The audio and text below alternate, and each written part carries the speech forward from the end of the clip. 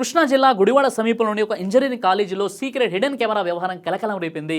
Girls hostel వాష్రూమ్లో hidden కెమెరాలు పెట్టారంటూ విద్యార్థులు అర్ధరాత్రి ఆందోళనకు దిగారు. బాధ్యులపై కఠిన చర్యలు తీసుకోవాలంటూ నినాదాలు చేశారు. వాష్రూమ్లో హిడెన్ కెమెరాలు ఏర్పాటు చేసి విద్యార్థుల వీడియోలను రికార్డు చేస్తున్నట్లు వారు ఆరోపిస్తున్నారు.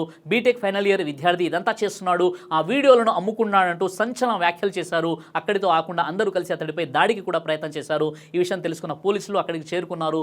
విద్యార్థులకు నచ్చజెప్పి ఆందోళన విరమింపజేశారు. ఈ హిడెన్ కెమెరాల వీడియోల వ్యవహారంలో ఆరోపణలు ఎదుర్కొంటున్న ఫైనల్ ఇయర్ విద్యార్థిని పోలీసులు అదుపులోకి తీసుకొని ప్రశ్నిస్తున్నారు. ఆ విద్యార్థి యొక్క ల్యాప్టాప్ మరియు మొబైల్ ఫోన్లను పోలీసులు స్వాధీనం చేసుకున్నారు. అయితే ఫైనల్ ఇయర్ విద్యార్థికి మరో విద్యార్థిని సహకరిస్తూ వాష్రూమ్ లో కెమెరాలు ఏర్పాటు చేసినట్లు విద్యార్థుల్లో ఆరోపిస్తున్నారు. చదువుకునే పిల్లల్లో ఇలాంటి నీచపు ఆలోచనలు రావడానికి కారణాలు ఏంటి, ఇలాంటి నీచుల నుండి మన పిల్లల్ని ఎలా కాపాడుకోవాలో కూడా ప్రతి తల్లిదండ్రులు ఆలోచించాల్సిన విషయం. లేదండి మేము కాలేజీలో చేర్పించేసాము, మా బాధ్యత అయిపోయింది, ఫీజులు కడుతున్నాం అంటే సరిపోదు.